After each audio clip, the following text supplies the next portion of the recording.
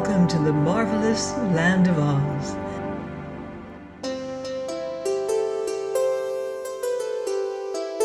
I'm Martell, reading The Scarecrow of Oz by L. Frank Baum.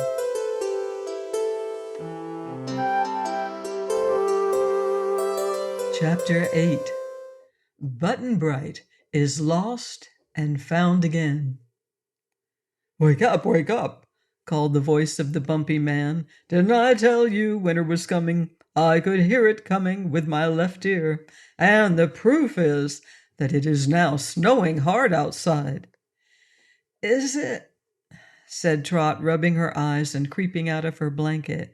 Where I live in California, I have never seen snow, except far away on the tops of high mountains. Well, this is the top of a high mountain, returned the bumpy one, and for that reason we get our heaviest snowfalls right here. The little girl went to the window and looked out. The air was filled with falling white flakes, so large in size and so queer in form that she was puzzled. Are you certain this is snow? She asked. To be sure. I must get my snow shovel and turn out to shovel a path. Would you like to come with me? Yes, she said, and followed the bumpy man out when he opened the door. Then she exclaimed, Why, it isn't cold a bit. Of course not, replied the man. It was cold last night, before the snowstorm, but snow, when it falls, is always crisp and warm. Trot gathered a handful of it. Why, it's popcorn, she cried. Certainly. All snow is popcorn. What did you expect it to be? Well, popcorn is not snow in my country. Well, it is the only snow we have in the land of Mo, so you may as well make the best of it, said he a little impatiently. I'm not responsible for the absurd things that happen in your country, and when you're in Mo, you must do as the Mo men do. Eat some of our snow, and you will find it good. The only fault I find with our snow is we do get too much of it at times. With this, the bumpy man set to work, shoveling a path, and he was so quick and industrious that he piled up the popcorn in great banks on either side of the trail that led to the mountain top from the plains below. While he worked, Trot ate popcorn and found it crisp and slightly warm, as well as nicely salted and buttered. Presently Cap'n Bill came out of the house and joined her. What's this? He asked. Mo snow, said she, but it isn't real snow, although it falls from the sky. It's popcorn. Cap'n Bill tasted it. Then he sat down in the path and began to eat. The Orc came out and pecked away with its bill as fast as it could. They all liked popcorn, and they all were hungry this morning. Meantime, the flakes of Mo snow came down so fast that the number of them almost darkened the air. The bumpy man was now shoveling quite a distance down the mountainside, while the path behind him rapidly filled up with fresh-fallen popcorn. Suddenly Trot heard him crawl out. Goodness gracious! Mince pie and pancakes! Here is someone buried in the snow! She ran toward him at once, and the others followed, wading through the corn and crunching it underneath their feet. The Mo snow was pretty deep where the bumpy man was shoveling, and from beneath a great bank of it he had uncovered a pair of feet. Dear me, someone's been lost in the storm, said Cap'n Bill. I hope he's still alive. Let's pull him out and see. He took hold of one foot, and the bumpy man took hold of the other. Then they both pulled, and out from the heap of popcorn came a little boy. He was dressed in a brown velvet jacket and knickerbockers with brown stockings, buckled shoes, and a blue shirt-waist that had frills down its front. When drawn from the heap, the boy was chewing a mouthful of popcorn, and both his hands were full of it. So, at first, he couldn't speak to his rescuers, but lay quite still and eyed them calmly until he had swallowed his mouthful, and then he said, Get my cap. and stuffed more popcorn into his mouth. While the bumpy man began shoveling into the corn bank to find the boy's cap, Trot was laughing joyfully, and Cap'n Bill had a broad grin on his face. The orc looked from one to another and asked, "Who is this stranger?" "Why, it's Button-Bright, of course," answered Trot. "If anyone ever finds a lost boy, he can make up his mind it's Button-Bright. But how we ever came to be lost in this far-away country is more'n I can make out." "Where does he belong?" inquired the orc. "His home used to be in Philadelphia, I think, but I'm quite sure Button-Bright doesn't belong anywhere." "That's right," said the boy, nodding his head as he swallowed the second mouthful. "Everyone belongs somewhere," remarked the orc. "Not me," insisted Button-Bright. "I'm halfway around the world from Philadelphia, and I've lost my magic umbrella that used to carry me anywhere. Stands to reason if I can't get back I haven't any home. I don't care much. This is a pretty good country, Trot. I've had lots of fun here." By this time the mountain ear had secured the boy's cap and was listening to the conversation with much interest. "It seems you know this poor snow-covered castaway," he said. "Yes, indeed," answered Trot. "We made a journey together to Sky Island once, and we're good friends." "Well, then, I'm glad I saved his life," said the bumpy man. "Much obliged, Mr. Nobbs," said Button-Bright, sitting up and staring at him. "But I don't believe you've saved anything except some popcorn that I might have eaten had you not disturbed me. It was nice and warm in that bank of popcorn, and there's plenty to eat. What made you dig me out? And what makes you so bumpy everywhere?" "As for the bumps," replied the man, looking at himself with much pride, "I was born with them. I suspect they were a gift from the fairies. They make me look rugged and big, like the mountain I serve." "All right," said Button-Bright, and began eating popcorn again. It had stopped snowing now, and great flocks of birds were gathering around the mountainside, eating the popcorn with much eagerness, and scarcely noticing the people at all. There were birds of every size and color, most of them having gorgeous feathers and plumes. "Just look at them!" exclaimed the orc scornfully. "Aren't they dreadful creatures, all covered with feathers?" "I think they're beautiful," said Trot. This made the orc so indignant that he went back into the house and sulked.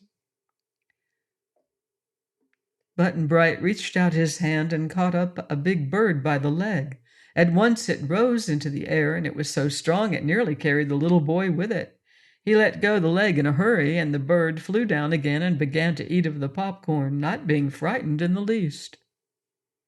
This gave Cap'n Bill an idea. He felt in his pocket and drew out several pieces of stout string. Moving very quietly, so as not to alarm the birds, he crept up to several of the biggest ones and tied cords around their legs, thus making them prisoners. The birds were so intent on their eating that they did not notice what had happened to them, and when about 20 had been captured in this manner, Cap'n Bill tied the ends of all the strings together and fastened them to a huge stone so they could not escape.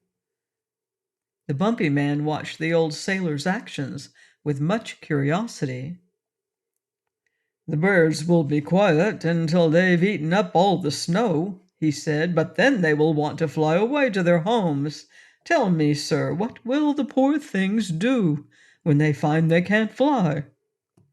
"It may worry 'em a little," replied Cap'n Bill, "but they're not going to be hurt if they take it easy and behave themselves." Our friends had all made a good breakfast of the delicious popcorn, and now they walked toward the house again. Button-Bright walked beside Trot and held her hand in his because they were old friends, and he liked the little girl very much. The boy was not so old as Trot, and small as she was, he was half a head shorter in height. The most remarkable thing about Button-Bright was that he was always quiet and composed whatever happened, and nothing was ever able to astonish him. Trot liked him because he was not rude and never tried to plague her. Cap'n Bill liked him because he had found the boy cheerful and brave at all times, and willing to do anything he was asked to do. When they came to the house, Trot sniffed the air and asked, "Don't I smell perfume?" "I think you do," said the bumpy man. "You smell violets. That proves there is a breeze springing up from the south. All our winds and breezes are perfumed, and for that reason we are glad to have them blow in our direction.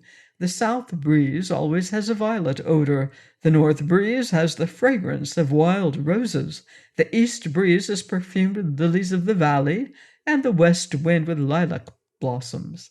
So we need no weather vane to tell us which way the wind is blowing. We have only to smell the perfume, and it informs us at once." Inside the house they found the York, and Button-Bright regarded the strange bird-like creature with curious interest. After examining it closely for a time, he asked, "Which way does your tail whirl?" "Either way," said the Orc. Button-Bright put out his hand and tried to spin it. "Don't do that!" exclaimed the Orc. "Why not?" inquired the boy. "Because it happens to be my tail, and I reserve the right to whirl it myself," explained the Orc. "Well, let's go out and fly somewhere," proposed Button-Bright. "I want to see how the tail works." "Not now," said the Orc. "I appreciate your interest in me, which I fully deserve, but I only fly when I'm going somewhere. If I got started, I might not stop." "That reminds me," remarked Cap'n Bill, "to ask you, friend Orc, how are we going to get away from here?" "Get away?" exclaimed the bumpy man. "Why don't you stay here? You won't find any nicer place than Mo." "Have you been anywhere else, sir?" "No, I can't say that I have," admitted the mountaineer. "Well, then permit me to say you're no judge," declared Cap'n Bill. "But you haven't answered my question, friend Dork. How are we to get away from this mountain?" The Orc reflected a while before he answered. "I might carry one of you, the boy or the girl, upon my back," said he, "but 3 big people are more than I can manage, although I have carried 2 of you for a short distance. You ought not to have eaten those purple berries so soon." "Perhaps we did make a mistake," Cap'n Bill acknowledged. "Or we might have brought some of the lavender berries with us instead of so many purple ones," suggested Trot regretfully. Cap'n Bill made no reply to this statement, which showed that he did not fully agree with the little girl, but he fell into deep thought with wrinkled brows. And finally he said, "If those purple berries would make anything grow bigger, whether it had eaten the lavender ones or not, I could find a way out of our troubles." They did not understand this speech, and looked at the old sailor as if expecting him to explain what he meant. But just then a chorus of shrill cries arose from outside. "Here, let me go, let me go," the voices seemed to say. "Why are we insulted in this way? Mountaineer, come and help us." Trot ran to the window and looked out. "It's the birds you caught, Cap'n," she said. "I didn't know they could talk." "Oh, yes, all the birds in Mo are educated to talk," said the bumpy man. Then he looked at Cap'n Bill uneasily and added, "Won't you let the poor things go?" "I'll see," replied the sailor, and walked out to where the birds were fluttering and complaining because the strings would not allow them to fly away. "Listen to me," he cried, and at once they became still. "We 3 people who are strangers in your land want to go to some other country, and we want 3 of you birds to carry us there. We know we are asking a great favor, but it's the only way we can think of. except walking, and I'm not much good at that because I've got a wooden leg. Besides, Trot and Button Bright are too small to undertake a long and tiresome journey. Now, tell me, which three of you birds will consent to carry us?" The birds looked at one another as if greatly astonished. Then one of them replied, "You must be crazy, old man. Not one of us is big enough to fly with even the smallest of your party." "I'll fix the matter of size," promised Cap'n Bill. "If three of you will agree to carry us, I'll make you big and strong enough to do it, so it won't worry you a bit." The birds considered this gravely. Living in a magic country, they had no doubt but that the strange one-legged man could do what he said. After a little, one of them asked, "If you make us big, would we stay big always?" "I think so," replied Cap'n Bill. They chattered a while amongst themselves, and then the bird who had first spoken said, "I'll go for one." "So will I," said another, and after a pause, a third said, "I'll go too." Perhaps more would have volunteered, for it seemed that for some reason they all longed to be bigger than they were, but three were enough for Cap'n Bill's purpose, so he promptly released all the others, who immediately flew away. The three that remained were cousins, and all were of the same brilliant plumage, and in size about as large as eagles. When Trot questioned them, she found they were quite young, having only abandoned their nests a few weeks before. They were strong young birds with clear, brave eyes, and the little girl declared they were the most beautiful of all the feathered creatures she had ever seen. Cap'n Bill now took from his pocket the wooden box with the sliding cover and removed the three purple berries, which were still in good condition. "Eat these," he said, and gave one to each of the birds. They obeyed, finding the fruit very pleasant to taste.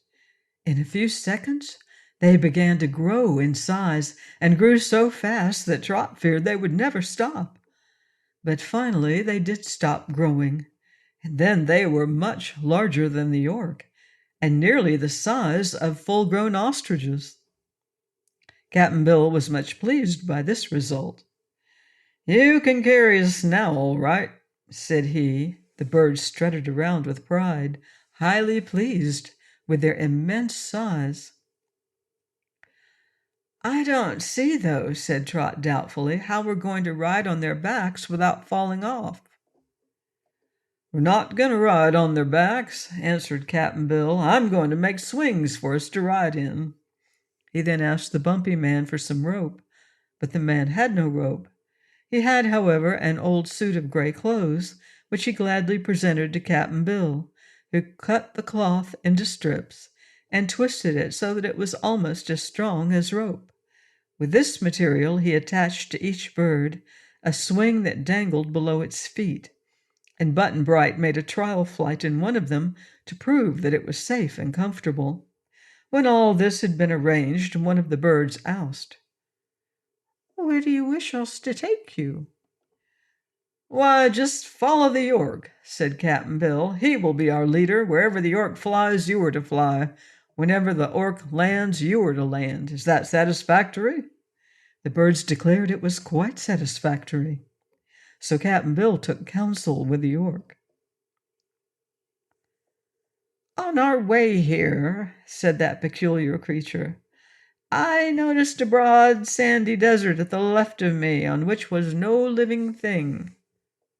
"Then we'd better keep away from it," replied the sailor. "Not so," insisted the Orc. "I have found, on my travels, that the most pleasant countries often lie in the midst of deserts. So I think it would be wise for us to fly over this desert and discover what lies beyond it. For in the direction we came from lies the ocean, as we well know, and beyond here is this strange land of Mo, which we do not care to explore. On one side, as we can see from this mountain, is a broad expanse of plain, on the other the desert. For my part, I vote for the desert." Well, what do you say, Trot? Inquired Cap'n Bill. It's all the same to me, she replied. No one thought of asking Button Bright's opinion, so it was decided to fly over the desert.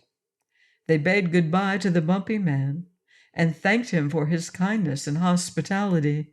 Then they seated themselves in the swings, one for each bird, and told the Orc to start away and they would follow. The whir of the Orc's tail astonished the birds at first, but after he had gone a short distance, they rose in the air, carrying their passengers easily, and flew with strong, regular strokes of their great wings in the wake of their leader. Please join me next time in The Scarecrow of Oz by L. Frank Baum and find out what happens next. Goodbye for now. See you in Oz.